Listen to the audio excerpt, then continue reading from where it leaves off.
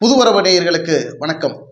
அரசு மரியாதையுடன் 72 குண்டுகள் முழங்க தேமுதிக கட்சியின் தலைவர் விஜயகாந்த் அவர்களின் உடலை நல்லடக்கம் செய்த ஓரிரு நாட்களிலேயே கள்ளக்குறிச்சியில் திமுகவுக்கு எதிராக போராட்டங்கள் நடைபெறும், ஆர்ப்பாட்டங்கள் நடைபெறும் அப்படின்னு தேமுதிக கட்சியினுடைய பொதுச் செயலாளர் பிரேமலதா விஜயகாந்த் அவர்கள் ஒரு அறிவிப்பு வெளியிட்டாங்க. குறிப்பாக பார்த்தீங்கன்னா கட்சியினுடைய தலைவர் விஜயகாந்த் அவர்கள் இருக்கும் பொழுது அக்கட்சிக்கு மிகப்பெரிய மாபெரும் வரவேற்பு மக்கள் மத்தியில், தொண்டர் மத்தியில் அதிகரித்து கொண்டே வந்தது. கடந்த 10 ஆண்டுகளாக உடல்நலம் குன்றி அவர் மருத்துவமனையில் ட்ரீட்மெண்ட்டில் இருக்கிற போது அவர் மக்களை சந்திக்க முடியாத நேரங்களில் பிரேமலதா விஜயகாந்த் அவர்கள் தான் கட்சியினுடைய பொறுப்பை கவனித்து வந்தார். அதன் பிறகு அவர்களுடைய மறைவுக்கு பிறகு கட்சியினுடைய பொறுப்புகள் எல்லாம் இனி வரும் காலங்களில் பிரேமலதா விஜயகாந்த் அவர்கள் தான் தொடர்ந்து முன்னெடுத்து செல்வதற்குண்டான அதிகபட்ச வாய்ப்புகள், அவர்கள் தான் இந்த கட்சியை வழிநடத்த முடியும் அப்படிங்கிற ஒரு நிலை தற்போது இருக்கிறது.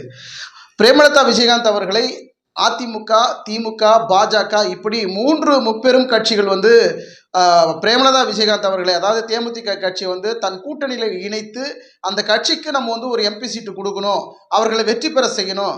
இப்படி ஒரு மாமனிதர் விஜயகாந்த் அவர்களுடைய மறைவு மிகப்பெரிய ஈடு செய்ய முடியாத ஒரு நல்ல மனிதர். அந்த கட்சிக்கு நம்ம ஒரு வாய்ப்பு கொடுத்து ஒரு எம்பி சீட்டில் பிரேமலதா விஜயகாந்த் அவர்களை ஜெயிக்க வைக்கணும் அப்படின்னு அதிமுக, திமுக, பாஜக இந்த 3 கட்சிகளும் பெரிய அளவில் பேச்சுவார்த்தையிலையும் பெரிய முயற்சிகளையும் ஈடுபட்டு இருக்கிறாங்க.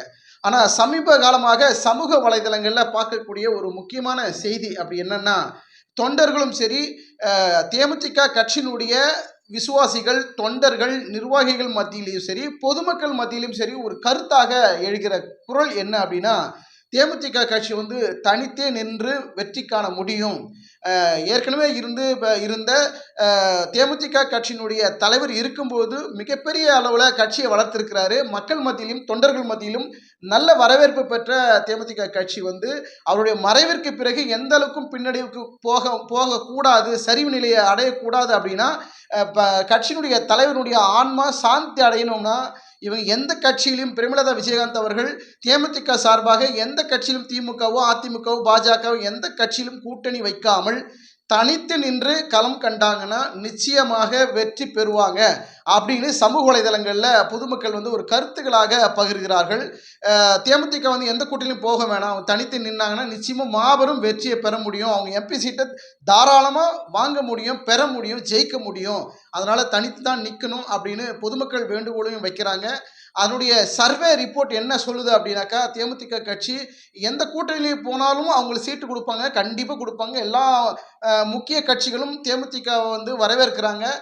தன் கட்சியில் இணைச்சிக்கிட்டு, கூட்டணியில் இணைச்சிக்கிட்டு அவங்களுக்கு ஒரு வாய்ப்பு கொடுக்கணும் அப்படின்னு எல்லா கட்சிகளும் அவர்களுக்கு வரவேற்பு கொடுக்குறாங்க. ஆனாலும் பொதுமக்களும் தொண்டர்களும் விஜயகாந்தினுடைய உண்மை விசுவாசிகளும் என்ன சொல்கிறாங்க அப்படின்னா, தேமுதிக கட்சி பிரேமலதா விஜயகாந்த் அவர்களுடைய நிலைப்பாட்டில் கொஞ்சம் யோசனை பண்ணி தனித்து நின்று தேமுதிக எந்த கூட்டணிக்கும் போகாமல் தனித்து நின்று இந்த வருகிற நாடாளுமன்ற தேர்தலை சந்தித்தார்கள்னா நிச்சயமாக அவங்க எம்பியாவது யாராலையும் தடுக்க முடியாது.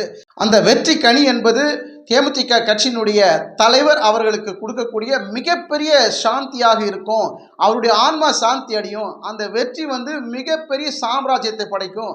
அடுத்து வரக்கூடிய சட்டமன்ற தேர்தல், அடுத்தடுத்து வரக்கூடிய தேர்தல்கள் எல்லாமே தேமுதிக அடுத்தடுத்த நிலைகளில் கண்டிப்பாக வாக்கு வங்கியில் கூடிக்கிட்டே இருக்கும். அவங்களுக்கு ஒரு தனி பெரும்பான்மையான இடம் மக்கள் மத்தியில் கிடைக்கும், கண்டிப்பாக கிடைக்கும். அதனால் தேமுதிக யாருடனும் கூட்டணி வைக்காமல் தனித்து நின்று எம்பி சீட்டை நிச்சயமாக வெல்வதற்கு அதிகபட்ச வாய்ப்புகள் இருப்பதாக சமூக வலைதளங்கள் கருத்துக்களாக பகிரப்படுகிறார்கள்.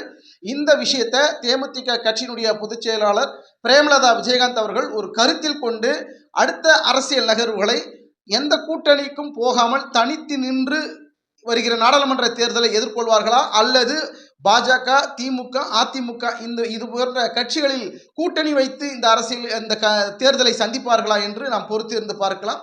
நன்றி, வணக்கம்.